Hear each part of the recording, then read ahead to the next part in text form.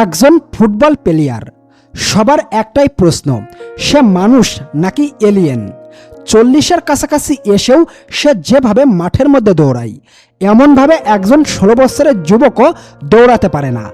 অনেকেই বলেন এটা তার ট্যালেন্ট, আবার অনেকেই বলেন মেসি আসলে দেশীয় কোনো খাবার খান না, তিনি খান ভিন গ্রহের কোনো পুষ্টিকর খাবার। কিন্তু সত্যি কি তাই? মেসি আসলে কি কি খায়?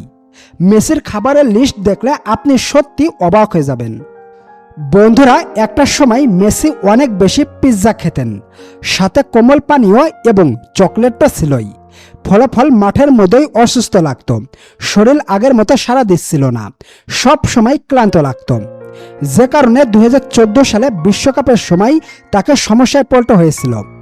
তখনই মেসি তার খাদ্য অভ্যাস পুরোপুরি পরিবর্তন করে ফেলেন। মেসি তখন বুঝতে পারেন 25-30 বছর বয়সে যেসব খাবার খাওয়া যায় সেইগুলো 30-এর পর মোটেও শরীরের জন্য উপকারী নয়। এই জন্য তিনি পুষ্টিকর এবং স্বাস্থ্যবান খাবার খাওয়ার সিদ্ধান্ত নেন। বর্তমানে মেসির সকালে ঘুম থেকে উঠলেই তার হাতে দেখতে পাওয়া যায় একটি অদ্ভুত কাপ। অনেকেই প্রথম দেখাতে ভাবেন এটা হয়তোবা চা কিংবা কোমল পানীয়, কিন্তু এটার নাম ইয়াবা মাতে। আর্জেন্টিনা, উরুগুয়ে এবং দক্ষিণ আমেরিকায় এটি ভীষণ জনপ্রিয়। এটা কফির বিকল্প এবং শরীরের জন্য খুবই উপকারী। মেসি প্রতিদিন এটা খাই, তাও আবার চিনি ছাড়া। হ্যাঁ, যেখানে আমরা চায়ে 2 চামচ চিনি কম হলে মন খারাপ করি, সেখানে মেসি চিনি ছাড়া তেতো মাথা খেয়ে হাসি মুখে চলে যান অনুশীলনে। তবে খাবারের কথা বলতে গেলে মেসি সবসময় পুষ্টিকর খাবার খেয়ে থাকেন। টাটকা শাকসবজি, অলিভ অয়েল, বাদাম, বিভিন্ন ধরনের বীজ, মাছ, ডিম, দুধ আর পর্যাপ্ত পরিমাণ পানি খেয়ে থাকেন। রিফাইন আটার বদলে তিনি খান টাটকা গমের খাবার।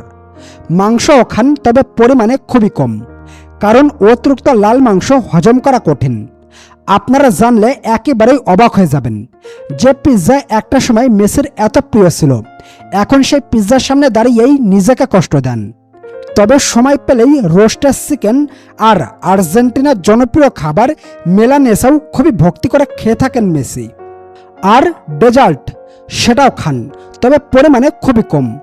চকলেট, আইসক্রিম আর বিখ্যাত দুলসে দেলেসে এইসব তিনি ভালোবাসেন, কিন্তু খুবই কম খান। অর্থাৎ মনকে খুশি করেন, কিন্তু শরীরকে ঠকান না। সব থেকে মজার ব্যাপার হলো মেসির পুষ্টিবিদ শুধু কি খাবেন সেটাই ঠিক করেন না, কখন খাবেন সেটাও ঠিক করেন। অনুশীলনের আগে এক ধরনের খাবার, অনুশীলনের পরে আরেক ধরনের খাবার। প্রোটিনও একবারে না খেয়ে ভাগ ভাগ করে খেতে বলা হয়। অর্থাৎ এটা শুধু ডায়েট নয়, এটা পুরো একটি বৈজ্ঞানিক পরিকল্পনা। সঙ্গে নিয়মিত ব্যায়াম। মেসি তার শরীরে জমতে দেন না 1 ইঞ্চিও চর্বি। মেসির এই খাদ্যাভ্যাসে তার শরীরে বাড়তি এনার্জি যোগায় এবং মাঠে এমন আগুনের মতো পারফরমেন্স করতে সাহায্য করে।